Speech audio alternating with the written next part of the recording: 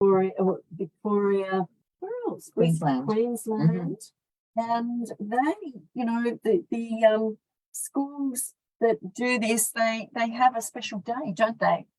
They have a special day where they, I'm just trying to manipulate, where they have the girls who just, cut their hair so that they can donate it to Confident Locks. Now, tell us the story about these women here, because I want to hold that up and hopefully they can see that. There's two ladies on either side and one in the middle, and they shave their heads bald. They're braver than me, because I wouldn't do it. So one of the women's daughter's niece, daughter, had a really rare genetic condition, and they wanted to raise money and awareness about this condition, and they wanted to shave their head while doing it. And they just contacted us and they said, her hair's really long, it's down to her backside. We're looking at shaving it. Can you send some of the team to support us in that? And it was the very, very first head shave event that we were involved in. Turns out that one of the women who shaved her head, I initially worked with her brother. We worked it out afterwards in McDonald's, like during 12 and then uni and stuff. So there was a few links and stuff there. But they raised thousands of dollars for the family member who, my recollection, I think she was 3 at the time. So this would have been maybe back in 2018, 2019. And because the hair was dyed, as much as it was so long, it was dyed. So they would have to pay to send it to America because nowhere else in Australia would accept it at the time. And they said, that would eat into the money that we've fundraised. Could you use it? I went, absolutely. So we sent Jeanetta up there, our event coordinator, and a photographer as well. Hey, lady in the middle. Yeah, that's Jeanetta. She's just gorgeous. So when we had a filming day last September with the ambassadors, and a hairdresser stepped in for us as well, and it was incredible. It was in Doncaster in Melbourne, and a lot of that footage is going to be uploaded to the website very shortly. Fantastic. To show people how to wash the hair wefts and dry them and style them, and do's and don'ts, and how to measure head circumference easily. So Jeanetta helped coordinate all of that. She'll be also heavily involved in our pre-launch and our launch coming up in both September and October this year. Fantastic. I look forward to those launches. Absolutely. Now, we're going to be talking about Mum's Purple Scarf, which is a little book which was written by a mum who went through cancer, and it is recognised by the Cancer Council. So you can get this book, I'm assuming, at the Cancer Council. And it's Jan Gillard and illustrations by Jeanette Kroll. And it's a beautifully illustrated book, telling a story so that children can actually understand what it's like for a mum and a family. Very true. For a family to understand, what it's like to go through cancer, and it doesn't just affect the person themselves. I've spoken to the author. She's just incredible. She's absolutely incredible. So anyone who wants to reach out to Jane, I will, underneath this live, I'll leave her details so you can actually contact her. And obviously found that she wanted to be able to share her journey and what her family members had gone through to be able to help others, and for it to be recognised by the Cancer Council as well is incredible. And I'm also seeing on the back $1 from the proceeds of each sale will be donated to the Cancer Council in Victoria. So, go out there, buy the book. Mum's Purple Scarf. Mum's Purple Google Scarf. I was lucky enough to get my hands on it through Jane herself. And have shared it with many breast care nurses and oncology nurses that I've been lucky enough to work alongside. And it's a beautiful resource, like a way that you can sit down with your children, you can read it with them or to them. And it's has the ability to create a conversation around diagnosis and treatment and normality and life. It's just beautiful. It's just sharing the story and bringing people together. Yeah. Oh, dear. I just You get get emotional. emotional, I I know. do. I can't help it. But it's really just beautiful that people have the willpower to share their knowledge and help others, because, as I said, it's not just the person that's going through the treatment or has been diagnosed, it's the family. Family are treading on eggshells because they don't know what to say, they don't want to offend or anything, and the kids are just quiet because they don't know what to say, they don't want to hurt anyone's feelings, and so they're retreating into themselves, which is unhealthy. So this sort of thing can actually, it's really amazing. And it brings people together. It's bringing families together to understand that, you don't have to go through this alone. And people can be caring and understanding without being overbearing. Yeah. It's just about meeting people where they're at. Yeah, look. It's just, if you don't know what to say to someone who's diagnosed with cancer, actually say that. I really wish I knew the right thing to say or had the right words. Just to be honest, the number of patients that I've talked to that have just been so upset when they're coming for treatment because they've dropped their child at school and the child's been, now that you've lost your hair, can you just drop me 2 blocks away? Because I don't want those sorrowful stares or those sad stares that people give me because I happen to be the child of someone who's going through chemotherapy and they've lost their hair. Or they'll be walking along the road and someone doesn't know what to say to them, so the other person deliberately crosses over the other side of the road so they don't actually have to have that conversation. People just want to be treated Normally. like normal. Yep. And when you say that you work in oncology, people go, oh, but it's not like that. These people want to talk about stuff that the rest of the population talk about. Everyday stuff. And dreams and holidays they've got planned, or, trials and tribulations they've got at work.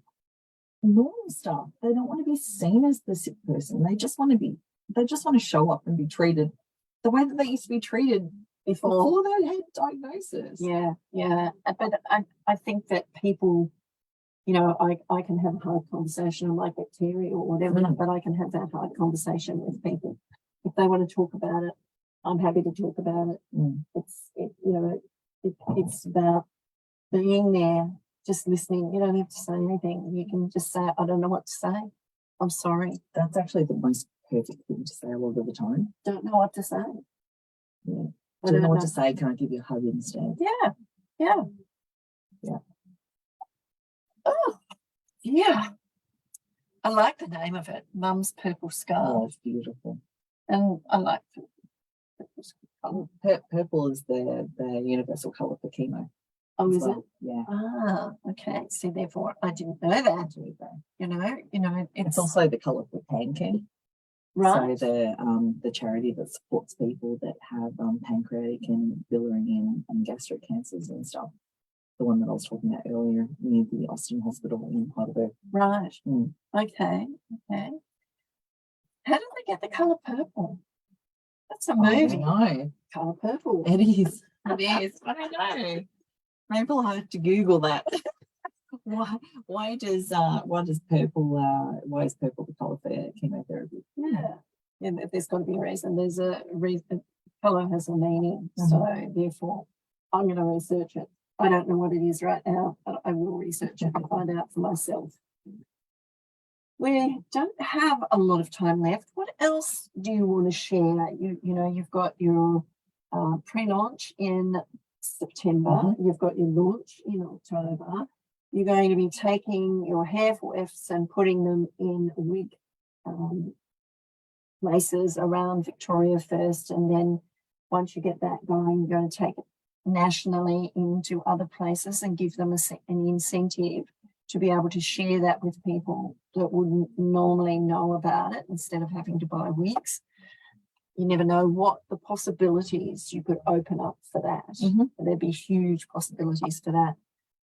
And then, with the launch, you're going to have a fashion parade and, the makeup, the jewellery, the clothing and everything like that. Mhm. And that's exciting in itself. It is. What else is there? We've got a media day. I'm talking to an amazing photographer, Shireen, about it at the moment. And back in 2020, Flick shaved her head and raised over $2.5 grand to help pay for Isla's confident locks and subsidise other people's confident locks.